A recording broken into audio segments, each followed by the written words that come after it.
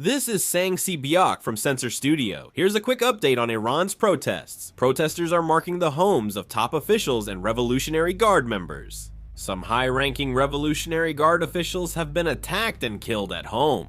This is Tehran. On a banner hanging on an overpass in Tehran, it says, "We are no longer afraid, we will fight." This is Tehran. This footage is from January 11th. Large crowds of protesters are visible in Tehran.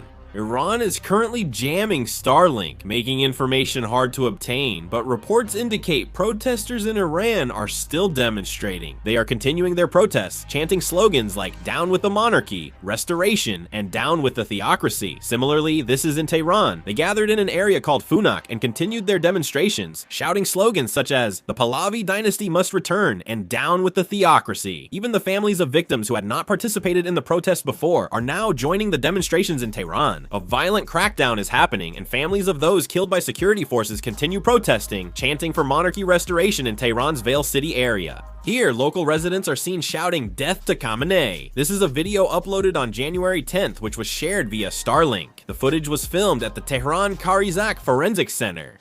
There are countless body bags here, with at least 109 bodies identified. Bereaved families cry as they search for loved ones. In Ilam, residents chant protest slogans for a young protester who died. In Rasht, protesters defended a mosque during demonstrations, which ended up burned. In Mashhad, many demand Crown Prince Pahlavi's return. In Zahedan, Revolutionary Guard members fire live rounds at protesters. This footage was filmed January 9th and released today via Starlink. This is an unknown location where protesters defended a public institution, similar to Iranian protesters doing the same. The angry protesters keep demonstrating.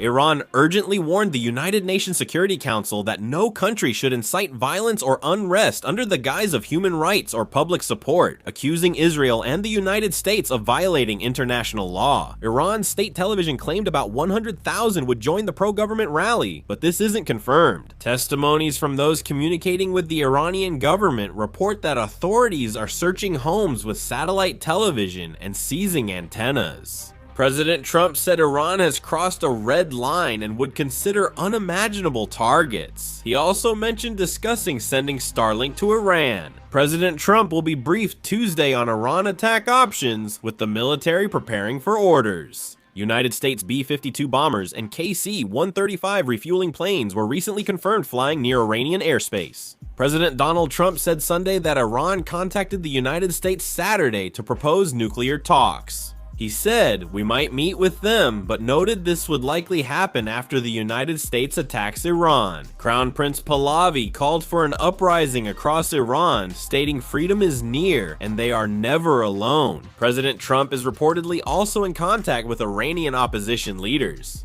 According to a report by the Wall Street Journal, Iran's neighboring countries are concerned that Iran may fall into a civil war. If there are further updates, I will make a video and upload it. This concludes the video. Thank you.